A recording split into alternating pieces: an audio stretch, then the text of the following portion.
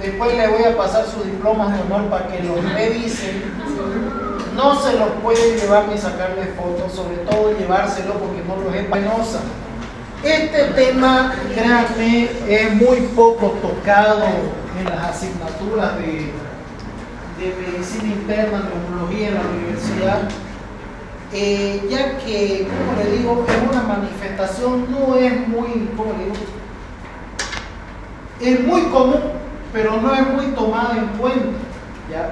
Hay muchos pacientes que manifiestan este tipo de complicaciones durante la internación y a veces, por no ser tratada de manera adecuada o diagnosticada de manera adecuada, puede ser mortal. Yo, por ejemplo, antes de que entre a la sala de neumología, yo hice un año de medicina interna. Y, por ejemplo, en la sala de internación de medicina interna, he visto 2 tromboembolismos pulmonares en lo que estuve en mi año de residencia.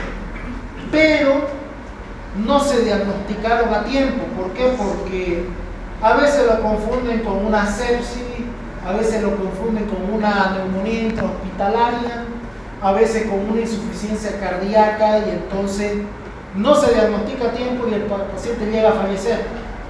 Ya después, cuando roté a neumología, me enseñaron este tema y empecé a recordar esos pacientes que vi, llegué a la conclusión, ya tuvieron un tromboembolismo pulmonar y por eso cuando lo intubamos no mejoró, por eso cuando iniciamos antibióticos tampoco mejoró, ¿ya? Entonces vamos a ver qué ocurre. Bueno, concepto. La enfermedad tromboembólica venosa es la formación anormal de trombos en las venas, obstruyendo el flujo venoso y pudiendo producir émbolos a distancia. Las patologías que se agrupan en esta clasificación son la trombosis venosa profunda y el tromboembolismo pulmonar, y aquí me olvidé meter trombosis venosa superficial, ¿ya?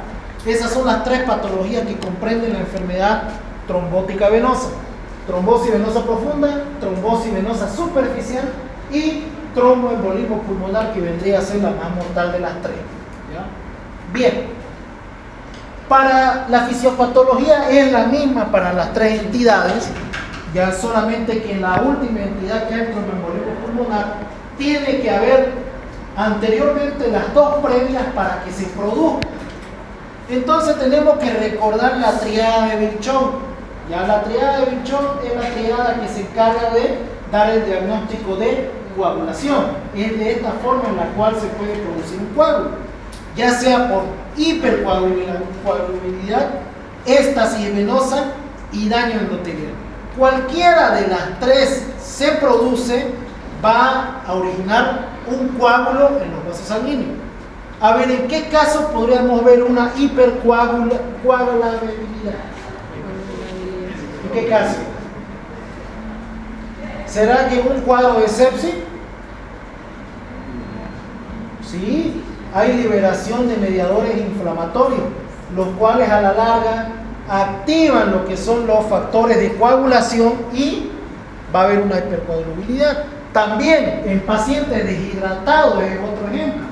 Cuando pierde la hidratación este paciente, el plasma disminuye, el hematocrito aumenta y esto predispone a daño endotelial y por ende producir coágulos. Éstasis venosa, cuando hay una disminución de la circulación a nivel de los vasos sanguíneos, en este caso las venas. ¿Por qué? Porque recuerden que en los vasos sanguíneos la sangre circula de manera laminar. ¿Qué quiere decir? Siempre por el centro del vaso sanguíneo. Cuando hay una disminución en la velocidad de esta circulación laminar, los eritrocitos y las plaquetas empiezan a ponerse más periféricas, lo cual va a producir activación de la cascada de coagulación. Daño endotelial, cuando hay lesión directa a los vasos sanguíneos. Por ejemplo, cuando ustedes entran a una operación, cuando les hacen una gasometría, incluso hasta una flebotomía, produce daño endotelial y la predisposición a producir coágulos sanguíneos. Cualquiera de las 3 entidades aparece, va a producir un coágulo. Entonces, este coágulo puede causar una obstrucción de la circulación venosa, ¿ya? Recordemos que siempre las venas son las que se encargan de llevar la sangre no oxigenada hacia la circulación central para acabar en la aurícula derecha, posteriormente en el ventrículo derecho para ser oxigenado después al pulmón, ¿no? Entonces, cuando se ha producido un coágulo, puede producirse una obstrucción en la circulación venosa. Hay dos tipos de circulación venosa, la superficial y la profunda. La superficial es la que está más en contacto con el exterior, se podría decir la que vemos a través de la piel, por ejemplo las venas braquiales, ¿no? O las venas rotulianas, incluso la vena de los miembros inferiores en los pies, esa es la superficial. Y luego tenemos las venas de mayor calibre, como la vena safena interna, la vena plural, que son de la circulación profunda, ¿no? Entonces, puede producirse una obstrucción por un coágulo, ya sea en la red venosa superficial y la red venosa profunda. Si se produce la obstrucción en la red venosa superficial, se va a llamar trombosis venosa superficial. Si se produce en la red venosa profunda, va a ser trombosis venosa profunda, ¿no? Dependiendo de la ubicación. Ahora, cuando se produce la obstrucción de cualquiera de estas redes de circulación venosa, existe la posibilidad que este coágulo libere un émbolo. ¿Alguien se acuerda que era un émbolo? Es un fragmento del coágulo que puede migrar y circular por todo el organismo hasta alojarse en algún lugar. Se produce un émbolo. Entonces es como que él está obstruyendo la puerta, y no solamente como obstruir la puerta, quiere obstruir las de afuera, agarra, se saca el brazo y lo tira a cualquier puerta para que obstruya alguna puerta. ¿Ya? Entonces, eso es lo que es un émbolo, es un fragmento del coágulo que se desprende y empieza a circular por todo el organismo, que puede producir la obstrucción de otro vaso sanguíneo. Y por eso es que ahí, cuando se desprende, que es el émbolo, puede alojarse en las arterias pulmonares, que son las que se encargan de llevar la sangre a oxigenar hacia los alveolos, y a eso nosotros llamamos tromboembolismo pulmonar, a la obstrucción de las arterias pulmonares, ya sea la principal o sus ramificaciones, por un émbolo que se desprende de otro lado. Pues, y principalmente son cuando se produce una trombosis venosa superficial o una trombosis venosa profunda. También se puede producir un tromboembolismo pulmonar en pacientes que tienen arritmias cardíacas, y a veces se logran a formar coágulos dentro del ventrículo derecho. Cuando se forman estos coágulos del ventrículo derecho, en algún momento puede desprenderse este coágulo y se va a ir a alojar en la arteria pulmonar, obstruyendo toda la circulación y producir un tromboembolismo. Entonces, este es el mecanismo fisiopatológico por el cual se produce un tromboembolismo pulmonar, y las otras dos entidades, que son la trombosis venosa superficial y la trombosis venosa profunda. Hay factores que predisponen a esto. Hay los factores heredados y los factores adquiridos. Si hablamos de los heredados, está el déficit de antitrombina 3, que es una sustancia que se encuentra en el plasma sanguíneo, que evita que la sangre se coagule a cada rato. Ya, por ejemplo, cuando ustedes están sentados ahí, aumenta la presión a nivel venosa, y si no tuvieran la antitrombina 3, empezaron a producir coágulos en las nalgas, ¿ya? Pero gracias a la antitrombina 3 se mantiene soluble la sangre, y a pesar de que están sentaditos no producen coágulos. Gracias a la antitrombina 3 ustedes no se mueren, ¿ya? Porque hacen horas nalgas en la universidad en vez de estudiar y se pudieran morir. Luego está el déficit de la proteína C, déficit de proteína S, el factor 5 de Leiden y el déficit de plasminógeno, ¿no? Esos son los factores heredados. Luego están los factores adquiridos, cirugía y traumatismo. Cualquier paciente que es operado, sobre todo abdomen y miembros inferiores, predispone a la formación de coágulos, ¿ya? ¿Por qué? Por daño endotelial principalmente. Es por eso que a los pacientes de cirugía abdominal, como ya están llevando cirugía 2 actualmente, van a escuchar que los docentes dicen: ni bien se los opera del abdomen, al otro día se trata de que se empiece a caminar. ¿Para qué? para disminuir el éxtasis venoso y disminuir también la formación de coágulos y el riesgo de hacer una trombosis venosa profunda o un tromboembolismo pulmonar. Por eso, ¿no? Inmovilización prolongada. Por ejemplo, los pacientes que están mucho tiempo inmóviles, por ejemplo, le han hecho un yeso crudo podálico, no pueden mover este miembro, normalmente ellos tienen que tener un tipo de fisioterapia especial o tratar de estar en movimiento lo más posible para no causar éxtasis venosa y producir un émbolo o un coágulo. Enfermedades agudas, cualquier cuadro infeccioso que produzca sepsis va a predisponer la formación de coágulos. Parálisis de los miembros inferiores, edad avanzada es más común en pacientes de la tercera edad o a veces pacientes a partir de los 40 años. ¿Por qué? Porque van envejeciendo, van perdiendo la elastina en todos los órganos, incluyendo los vasos sanguíneos, las válvulas de las venas, sobre todo las de los miembros inferiores, se empiezan a atrofiar y empieza a producirse lo que se llama las varices venosas de los miembros inferiores y por ende producir coágulos. Neoplasia. Cualquier paciente que hace cáncer tiene tendencia a hacer coágulos. ¿Por qué? Por la liberación de factores inflamatorios por el mismo tumor. Trastorno mieloproliferativo. Pacientes que tienen leucemia pueden producir esto. Obesidad. ¿Por qué creen que la obesidad es predisponente?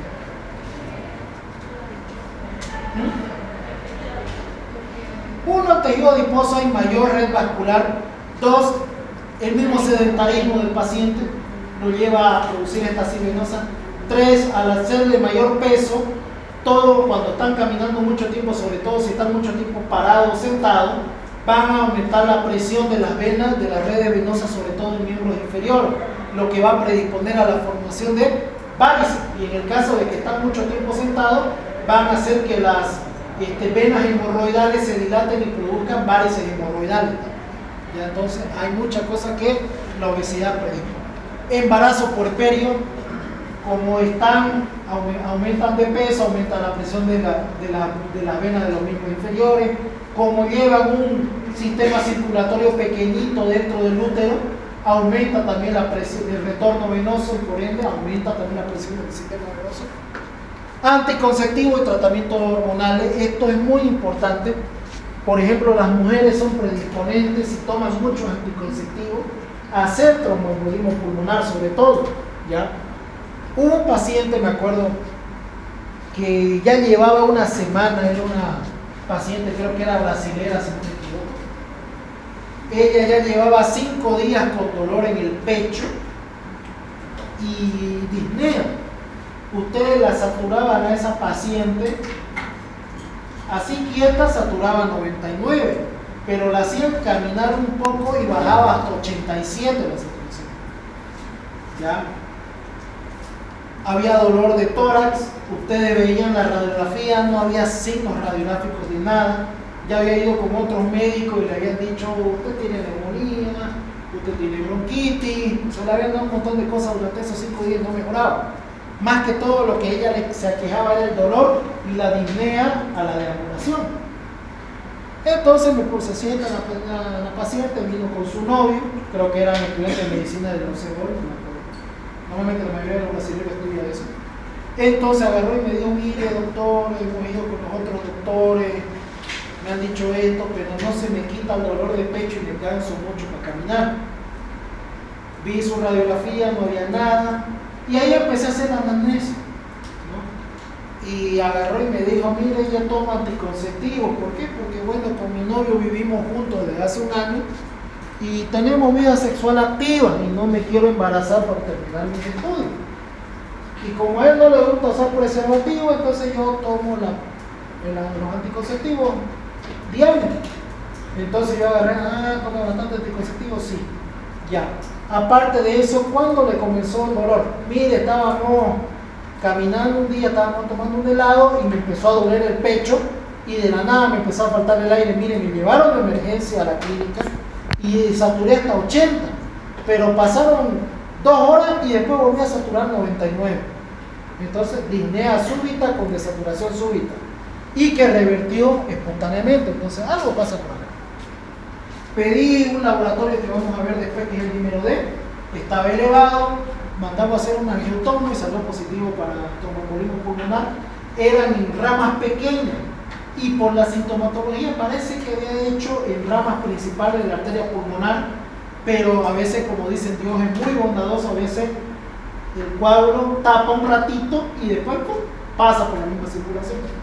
Ha pasado que hacen TEP transitorios, ¿ya? Y a veces quedan sus restitos por los vasos sanguíneos más pequeños, ¿ya? Entonces, muy importante eso, las mujeres. Los anticonceptivos, aparte de engordarla, de producirles acné, de predisponer a la formación de quistes, también puede producir tromboembolismo pulmonar, ¿ya? No estoy en contra que se utilice, pero siempre tengan precaución. Y sobre todo si son gorditas, ya tienen un factor, no se metan nunca más para producir cuerpos, ¿ya? Síndrome antifosfolipídico. Este es un síndrome que aparece en los pacientes que enferman principalmente con lupus eritematoso sistémico. Ya el doctor Méndez se lo va a enseñar al año, ¿ya? Y viajes prolongados, ¿no? Cuando ustedes van en la flota, qué sé yo, de aquí a Trinidad, dice 10 horas de viaje y son 15 o 16 dependiendo qué tan borracho esté el chofer de la flota, ¿ya?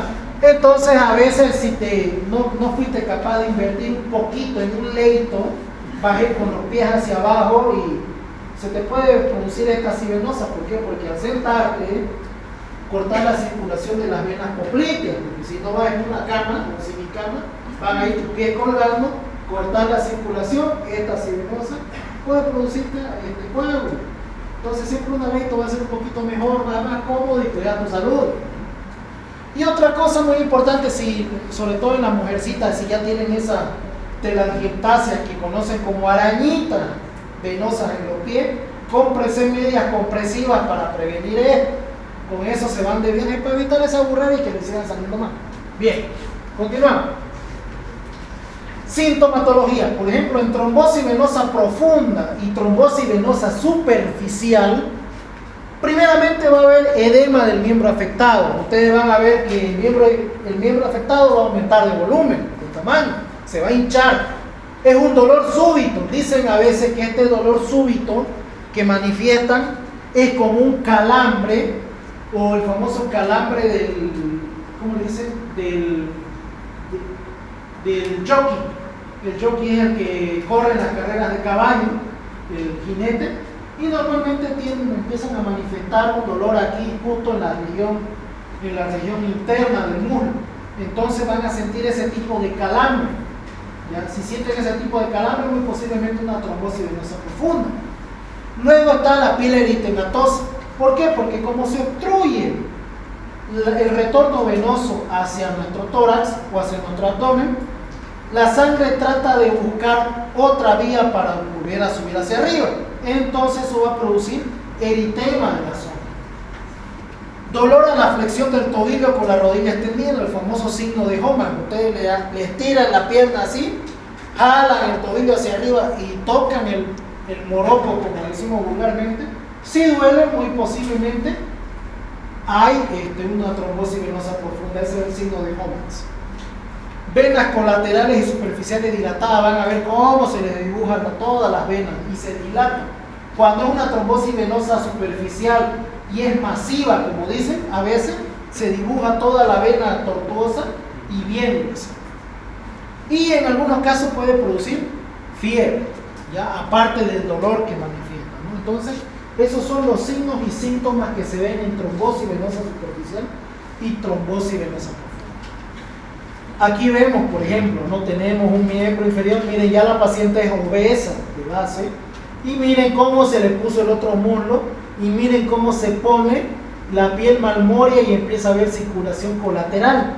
¿Por qué? Porque es una trombosis venosa profunda en este paciente, ¿no? Miren cómo aumenta de tamaño. Algo que tienen que diferenciar, y es diagnóstico diferenciarlo de trombosis arteriales. ¿Ya? Eso de trombosis arteriales no se lo voy a enseñar porque no tiene nada que ver con la parte de neurología, pero la diferencia es en trombosis venosa profunda, ¿de qué color se pone el miembro? Eritematoso, rojo, con dibujo, y se dibuja toda la circulación venosa. En una trombosis arterial la piel se pone pálida, marmórea, En este aumenta la temperatura, en trombosis arterial se pone frío el miembro. En este mantiene los pulsos. En cambio, en trombosis arterial no hay pulso. De donde comienza la obstrucción para abajo, no hay pulso. ¿Ya? Y el dolor es mucho más fuerte en comparación a una trombosis venosa. ¿Ya? Entonces eso aprenden a diferenciar con la trombosis arterial. Otra cosa, la trombosis arterial no produce aumento de volumen del miembro. En cambio, la trombosis venosa sí. ¿Ya? No se vaya a mover. Bueno, ahora, el TEP, el tromboembolismo pulmonar, ¿qué sintomatología les va a dar? Disnea súbita, ese es el principal síntoma y motivo de consulta. Estaba el doctor Moreno pasando clase, le empezó a faltar aire, perdón. Por ejemplo, falta el aire, es un tromboembolismo pulmonar, seguro, acompañado de dolor torácico súbito. Es un dolor de tipo punzante sordo, asemeja a un infarto de miocardio. ¿Ya? ¿Por qué? Porque este dolor, aparte de la disnea que va a manifestar el paciente y el dolor, también hacen diaforesis, parecido a un infarto agudo de miocardio. ¿Ya? Tos, el paciente puede toser y es una tos no productiva, y si llega a ser productiva, viene a estar acompañada de hemotisis. ¿Ya? Puede haber hemotisis en estos pacientes. ¿Qué más? Palpitaciones, mareos, náuseas por la inestabilidad hemodinámica que produce, porque un tromboembolismo pulmonar puede producir una insuficiencia cardíaca y la insuficiencia cardíaca va a producir los síntomas como mareo y náusea. Y aparte de eso, dolor o edema en una pierna. ¿Por qué? Porque casi en un 80% para que se produzca un tromboembolismo pulmonar, primero tiene que haber una trombosis venosa profunda o una trombosis venosa superficial. En el 70% de los casos. ¿Ya? Entonces, si ustedes están sospechando de un tromboembolismo pulmonar, no se olviden revisar miembros inferiores. Si en miembros inferiores no hay nada, ya tienen que indagar con respecto a los antecedentes que vimos anteriormente. Todo esto. ¿Ya? Eso no se vaya a mover. Bien, ahora más escala, lo que les gusta a ustedes. ¿Ya? Una vez ustedes tienen sospecha de tromboembolismo pulmonar, estas son las dos escalas que pueden utilizar. Está la escala de Wells y la escala de Ginebra. Estas escalas se utilizan ante la sospecha de un tromboembolismo pulmonar. Pregunta de examen. ¿Ya? Hay una que es más fácil, que es la escala de Wells, y la de Ginebra es un poquito más compleja, pero es más completa. Bien, ¿qué mide la escala de Wells? Por ejemplo, signos y síntomas clínicos de enfermedad tromboembólica venosa. ¿Qué quiere decir? Si hay dolor de miembro inferior, si hay dolor de tórax, si hay disnea súbita, esos son signos de enfermedad tromboembólica venosa. Ustedes marcan 3 puntos si tienen alguno de esos síntomas. Embolia pulmonar como diagnóstico más probable, o ya descartado en otras cosas y ustedes creen que es un tromboembolismo pulmonar, marcan 3 puntos. Este paciente está con frecuencia cardíaca arriba de 130, marcan 1.5 puntos. Este paciente ha estado con inmovilización del miembro mucho tiempo o ha estado en una cirugía 4 semanas previa al evento. Marcan 1.5 puntos. Embolia pulmonar o enfermedad tromboembólica venosa previa, si ha tenido tromboembolismo previo o ha tenido trombosis venosa previa. 1.5 puntos. Si el paciente aparte de eso tuvo hemotisis, 1 punto, y si tiene cáncer, 1 punto. Suman todo eso. Si le sale menor a 2 puntos, el riesgo de tromboembolismo pulmonar es muy bajo. Entonces, ya vamos a ver el tratamiento que hacemos. Si sale de 2 a 6, el riesgo es moderado. Es casi seguro y yo creo que hay que internarlo. ¿Por qué? Porque puede ser un tromboembolismo pulmonar. Y si es mayor a 6, el riesgo es alto. Es casi seguro que es un tromboembolismo pulmonar. Entonces, pásenmelo a terapia intensiva a ese paciente. ¿Por qué? Porque se les puede complicar. La escala de Ginebra, ¿qué mide? Primeramente, factores predisponentes. Si el paciente tiene más de 65 años, 1 punto. TEP o tromboembolismo o trombosis venosa profunda previa, 3 puntos. Cirugía o fractura en menos de 1 mes, 2 puntos. Malignidad activa, eso se refiere a cáncer activo, 2 puntos. Síntomas, dolor unilateral en miembros inferiores, o sea, solo un miembro duele, 3 puntos. Hemotisis, 2 puntos. Signos clínicos, frecuencia cardíaca entre 75 y 94, 3 puntos. mayor a 95, 5 puntos. Y dolor a la palpación de las venas profundas de miembros inferiores. Si hace Homans o duele los miembros inferiores, 4 puntos. Suma todo eso. Si sale menos de 4, probabilidad baja. Si sale de 4 a 10, probabilidad intermedia. Y si sale más de 11, probabilidad alta de tromboembolismo pulmonar. Esas dos escalas son las que se utilizan. Cualquiera de las que las dos utilicen, da el mismo diagnóstico, ¿ya? Depende de ustedes cuál se pueden memorizar más. Ahora para el examen no sé cuál les iré a preguntar. ¿Ya? Bien, estudios complementarios. Entonces, ya yo hice mi escala de Wells o hice mi escala de Ginebra, ¿no?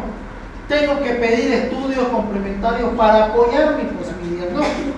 Primero, lo que vamos a pedir es un ecodoppler de miembros inferiores. ¿Para qué? Para ver si hay obstrucción venosa o tal vez arterial, si no sabemos distinguir los colores. Entonces pedimos un ecodoppler y buscamos si hay circulación superficial y profunda a nivel venoso. ¿Qué más podemos pedir? Un electrocardiograma para ver algunos signos electrocardiográficos que se puede ver en tromboembolismo pulmonar, principalmente.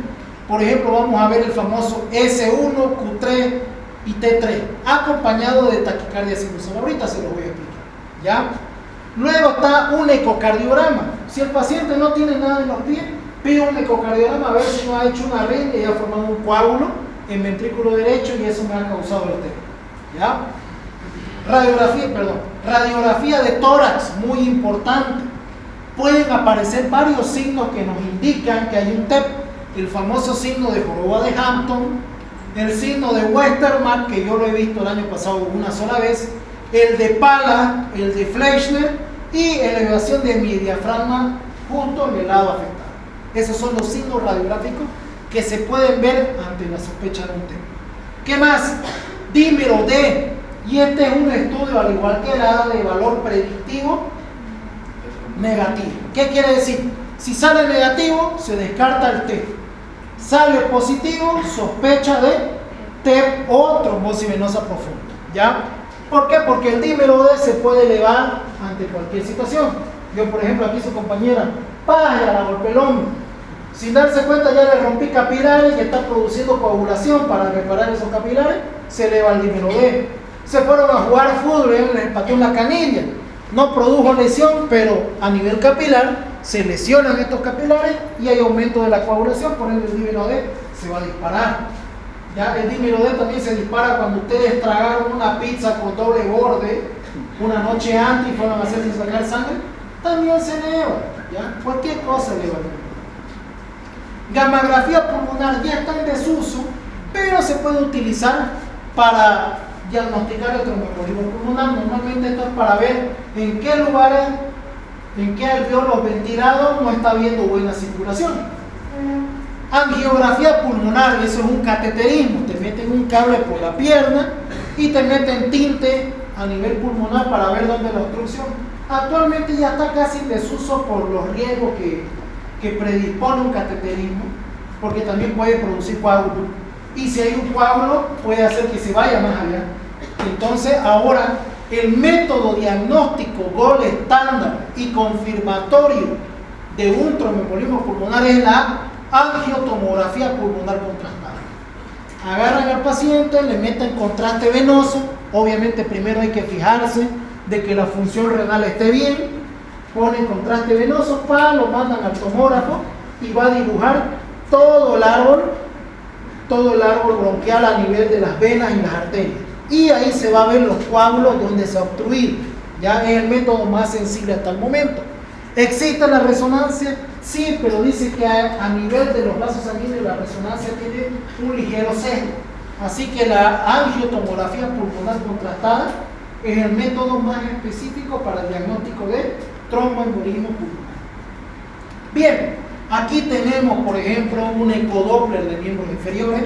Este es un vaso sanguíneo normal y este es el flujo sanguíneo normal. Ahora, miren cómo se ve en este caso. Este es el flujo sanguíneo normal, pero miren que no es como este de aquí que llena completamente todo el vaso sanguíneo, sino miren que hay una tortuosidad. Eso significa que esto de aquí es un coágulo, este es otro coágulo, este es otro coágulo y otro coágulo. Esa es la vena del miembro inferior obstruida por coágulo. Si hacemos nuevamente el ecodoppler, miren, estos son los coágulos que se formaron ahí y que están produciendo obstrucción de la vena del miembro inferior en este caso. Ecocardiograma, ¿no? Aquí vemos lo que aquí mencionamos, ¿no? Aurícula derecha, aurícula izquierda, ventrículo derecho, ventrículo izquierdo. Ahora, si ven aquí, en la aurícula derecha, miren esto de acá. Son trombos, coágulos que hay en el ventrículo derecho. Y el riesgo de que estos pasen a la arteria pulmonar y produzcan TEP. Ya por eso, pacientes que ustedes tengan con arritmia cardíaca ya de largo tiempo, paciente que tenga miocardiopatía dilatada o paciente que haya salido de un paro cardiorrespiratorio, es obligatorio hacer un ecocardiograma. ¿Por qué? Porque imagínense, cuando hace un paro cardiorrespiratorio, sobre todo un paro cardíaco, no hay contractibilidad del ventrículo. Entonces esa sangre que está ahí va a hacer éxtasis y puede formar un coágulo. Y ese coágulo, cuando el corazón vuelva a latir, lo va a mandar el coágulo y puede, si es el ventrículo izquierdo, va a producir un ACV, y si es el ventrículo derecho, un TEP. Mucho cuidado, ¿ya? Y también si es un paciente que tiene arritmias cardíacas, miocardiopatía dilatada o valvulopatía, hay que hacer ecocardiogramas rutinarios para evitar la formación de coágulos. Vamos con el electrocardiograma. Este es un electrocardiograma normal. Tenemos la onda P, la onda Q, que es la que siempre baja, la onda R y la onda S. Este es un electrocardiograma normal.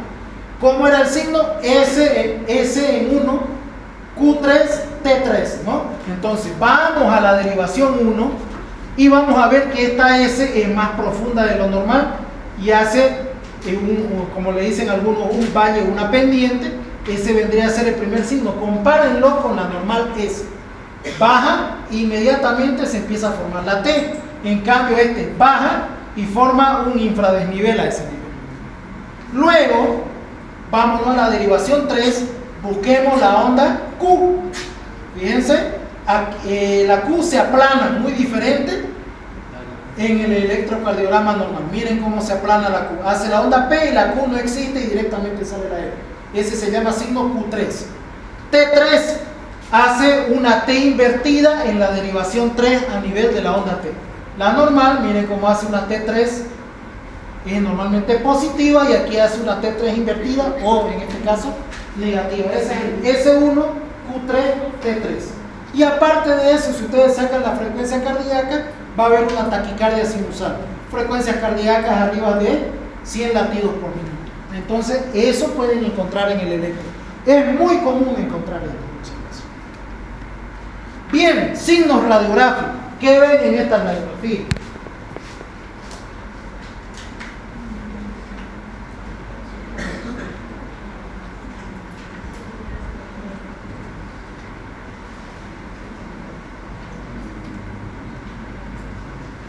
Ya.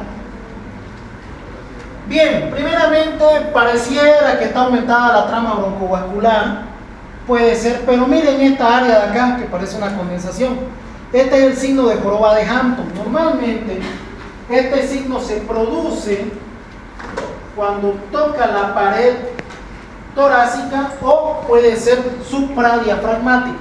Tenemos aquí el pulmón. Aquí me lo pongo. Tenemos acá, por ejemplo, el pulmón, ¿no? Aquí está el diafragma, esta es la pared torácica.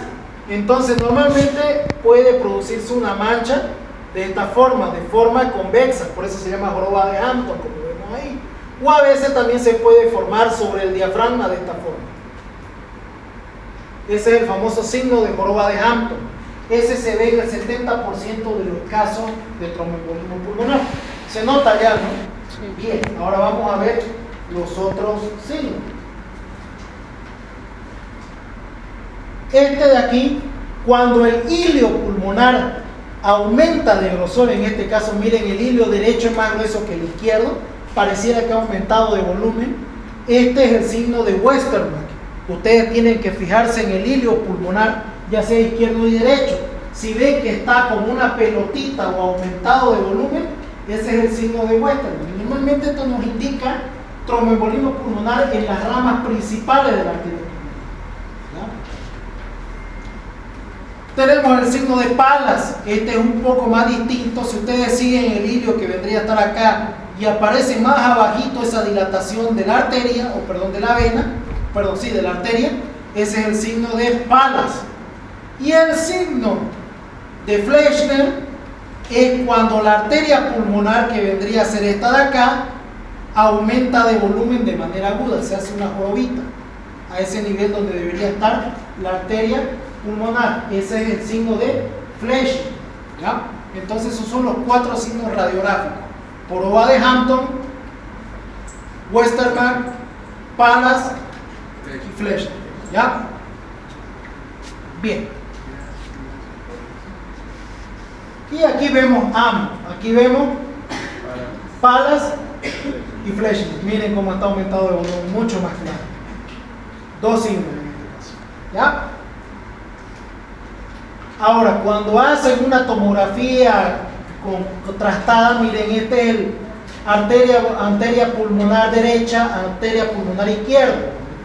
Este es el contraste que lo colorea de blanco y miren que ¡pum! Ahí aparece el coágulo, justo en el ramo principal de la arteria pulmonar derecha. En cambio, la izquierda parece que sigue su curso, ¿no? Si hacemos otra, fíjense aquí, arteria pulmonar derecha, arteria pulmonar izquierda, y miren dónde aparece el coágulo, ¿no? Entonces, esa es la forma más fácil. Este es el diagnóstico confirmatorio de tromboembolismo. Tratamiento. Hay varios métodos de tratamiento, ¿ya? Tanto de trombosis venosa profunda y superficial como de tromboembolismo pulmonar. Vamos a mencionar unos cuantos. Por ejemplo, si hablamos de trombosis venosa profunda, está la trombólisis por cateterismo. Ese es un cateterismo donde, digamos, ya se ve aquí la tortuosidad. Trombosis venosa profunda, el paciente tiene plata, 20.000 bolivianos cuesta un cateterismo. En la Incor, porque en el San Juan de Dios cuesta 10.000, ya, tiene plata. Le meten el catéter, ponen el contraste, encuentran el coágulo y usan en el catéter, tiene como una canastilla que corta y encapsula el coágulo y lo van sacando de a pedacitos hasta que vuelve la circulación. Pero normalmente esto está recomendado cuando no han pasado más de 8 horas del evento, ¿ya? Por eso es que la mayoría no se lo realiza, porque la mayoría ya de emergencia, ya muy evolucionado, o tardan mucho en diagnosticarlo, ¿ya? Entonces normalmente las primeras 8 horas es fácil retirar. Filtro de vena cava inferior, ¿para qué creen? ¿Para qué sirven los filtros de vena cava inferior? ¿A dónde? Hacia el ventrículo. Cerca. Hacia la aurícula y después al ventrículo. Hacia la aurícula Y luego al derecha, ¿no? Porque recuerden, aquí tenemos el corazón, está dividido en 4, llega la vena cava inferior y la vena cava superior. Entonces podemos poner un filtro, como sube de los miembros inferiores de los coágulos, cuando llega a la vena cava inferior y quiere entrar a la aurícula derecha, ahí se va a trancar y no va a pasar el coágulo, ¿ya? Normalmente los filtros de vena cava inferior están indicados en aquellos pacientes que han tenido muchos TEP a repetición, que tienen mucha predisposición a hacer trombosis venosa profunda, por ejemplo las úlceras varicosas. Cuando tienen muchas úlceras varicosas se predisponen a eso, o a los pacientes que tienen cáncer y tienen que hacer quimioterapia y ya hayan pasado por un periodo o un proceso de TEP o trombosis venosa profunda, les colocan los filtros de vena cava inferior para evitar posteriores ejemplos, ¿no? Anticoagulante. ¿Cuáles anticoagulantes están indicados? Primeramente la heparina fraccionada, la heparina de bajo peso molecular, que es la que más se utiliza. Por ejemplo, si ustedes ya diagnosticaron un TEP, la dosis de heparina de bajo peso molecular es 1 unidad internacional por kilogramo peso día. ¿Cuánto pesas vos? 80. Entonces vos vas a recibir diariamente 80 unidades internacionales de enoxaparina. En este caso el nombre de la heparina de bajo peso molecular, nombre comercial, era enoxaparina. Se utilizó bastante durante el COVID, ¿ya? Entonces, ahora, ¿qué pasa si el paciente pesa 120 kilos? Va a recibir 120 unidades. Pero ojo, las ampollas de heparina de bajo peso molecular vienen de 40, vienen de 50, vienen de 80 y vienen de 100. ¿Qué voy a hacer si mi paciente pesa 120 kilos? Todo de 60. vamos a tener que fraccionarle, le podemos dar Pero entonces, 140 y dividimos la dosis de la siguiente forma. Le damos, qué sé yo, la mitad de la dosis en la mañana y la otra mitad de la dosis en la tarde, subcutáneo, obviamente, ¿no? ¿Qué más? Warfarina. Esto se utilizaba hasta cuando yo fui interno. Ya cuando entré de residente, ya la warfarina actualmente los cardiólogos la están descontinuando mucho. ¿Por qué? Porque el problema con la warfarina es bloquea la función de la vitamina K. Recuerden que la vitamina K interactúa con la formación de coágulos también. El problema con la warfarina es que es de muy difícil control y es muy lábil. ¿Qué quiere decir? Necesita dosis altas para producir anticoagulación profiláctica, pero también más dosis predisponen a los sangrados a recurrencia.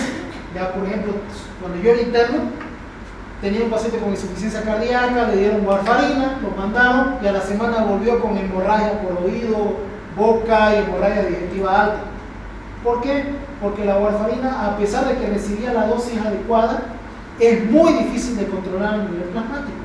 Otra cosa, también les recomiendan, por ejemplo, no tiene que consumir pimentón, no tiene que consumir tomate, alimentos que tengan vitamina K. ¿Por qué? Porque a pesar de que bloquea la vitamina K, se aumenta la vitamina K en sangre, la warfarina no sirve. Entonces, era muy difícil de controlar. Otra cosa, si por ejemplo usaba warfarina y era un paciente que qué sé yo, por mala suerte tenía un aneurisma cerebral o era hipertenso y hacía una crisis hipertensiva, a veces llegaban con ACV hemorrágico. Y entonces muy difícil de manejar la warfarina. Ahora se utiliza la warfarina en casos especiales, qué sé yo, cuando los otros medicamentos es alérgico a los otros medicamentos o no hay recursos económicos porque la warfarina es barata. ¿Ya? Ahora actualmente se utilizan otros como el dabigatran y el más utilizado actualmente es el rivaroxaban. ¿Ya? El rivaroxaban actúa sobre la unidad 11A, si no me equivoco, de la trombina. ¿Ya? Y produce también anticoagulación. La única diferencia con la warfarina es que suspende el rivaroxaban, se suspende la anticoagulación. Muy distinto a la warfarina, que podían suspenderla hoy y tardaba una semana en desaparecer los efectos. Entonces, y también que es muy fácil de controlar, llega a niveles plasmáticos y se puede mantener sin evitando las complicaciones. Entonces se puede usar rivaroxaban. Normalmente el rivaroxaban, ¿cuánto es la dosis? Si es profilaxis para tromboembolismo pulmonar, por ejemplo, si ya tiene varices y ha hecho una trombosis venosa profunda, el tratamiento con rivaroxaban son 20 miligramos cada día durante 2 a 3 meses. Ahora, si el paciente sufrió un TEP, por ejemplo, él tuvo un TEP, estuvo internado en terapia 2 semanas, ya se fue de alta, hay que mandarlo a casa con anticoagulación durante 6 meses y se lo manda con rivaroxaban 40 miligramos el primer mes y de ahí en adelante 20 miligramos los otros 5 meses restantes, ¿ya? Para evitar un nuevo evento. ¿Qué otro tratamiento hay? La fibrinólisis. Antes se usaba la estreptoquinasa, no se utiliza ahora la estreptoquinasa solamente para infarto agudo de miocardio, y para TEP y para trombosis venosa profunda está indicado la tenecteplasa y la alteplasa. Esto disuelven el coágulo, ¿ya? Son fibrinolíticos, pero solamente se ha visto su eficacia cuando hacen embolectomía, cuando hacen trombolisis por cateterismo hasta las primeras 4 a 8 horas del evento. Pasó ese tiempo, ya casi la tenecteplasa no funciona de nada. Lo que sí se puede utilizar por vía endovenosa para evitar que se formen más coágulos, pero mucho más barato que sale la enoxaparina, que te hace el mismo efecto, ¿ya? Y es mucho más barato. Normalmente si diagnostican rápido el tromboembolismo pulmonar o la trombosis venosa profunda y hay disponibilidad económica y una unidad de terapia intensiva para hacer la monitorización, el tratamiento es tenecteplasa. Con eso se disuelve rápido el coágulo y evitan complicaciones a grandes rasgos, ¿no? Pero si no, la indicación es heparina de bajo peso molecular. Embolectomía pulmonar ya está en desuso. ¿Por qué? Porque la embolectomía pulmonar consistía, abrían tórax, buscaban el coágulo de manera manual. Pero el problema era el riesgo que conllevaba sangrado, intubación, complicaciones posteriores, etc. Entonces, y además que después de esa cirugía tienen que utilizar anticoagulantes y las heridas pueden sangrar. Entonces actualmente la trombólisis por cateterismo es lo que ha reemplazado la embolectomía pulmonar, ¿no? De manera manual. Ahora, ¿para qué nos sirve la escala de Wells y de Ginebra? Para seguir este algoritmo que tienen que aprendérselo para que sepan diagnosticar y manejar bien un TEP o una trombosis nacional. Por ejemplo, sospecha de TEP y el paciente no está haciendo ni hipotensión ni shock, o sea, está taquicárdico, desatura un poco, pero todavía está en niveles que ustedes pueden darse el tiempo de evaluar. Entonces, hacen escala de Wells o de Ginebra. Si sale una probabilidad clínica baja o intermedia, solicitan dímero D. Si el dímero D sale negativo, valor predictivo negativo del 99%, entonces si salió negativo el dímero D, descartan TEP y buscan otro diagnóstico posible. Si sale positivo, hacen angiotomografía. Si la angiotomografía sale negativa, buscan otro diagnóstico. Si sale positiva, confirman TEP e inician tratamiento. Ese es el algoritmo que tienen que hacer cuando en escala de Wells o Ginebra sale probabilidad baja o intermedia. Si sale una clínica alta, directo hacen la angiotac, no esperan dímero D, directo. Si sale negativo, valor predictivo negativo, piden Doppler de miembros inferiores y ecocardiograma para descartar un origen de coágulo que hubiera desencadenado la clínica del paciente. Si el Doppler sale negativo, buscan otro diagnóstico. Si sale positivo, inician tratamiento para TEP. Ahora, si la angiotac sale positiva, la especificidad 95%, inicia tratamiento. Ese es el manejo que tienen que hacer ustedes con la escala de Wells o Ginebra. Saber tomar decisiones y llegar al diagnóstico y al correcto tratamiento de este paciente. ¿Ya? Esto es lo que se hace diariamente cuando el paciente empieza a manifestar disnea súbita con dolor torácico y tiene otros factores predisponentes para manifestar un tromboembolismo pulmonar. ¿Me dejan entender? Sí. Bueno, ese es el tema del día de hoy, como le dije, es corto, ¿ya?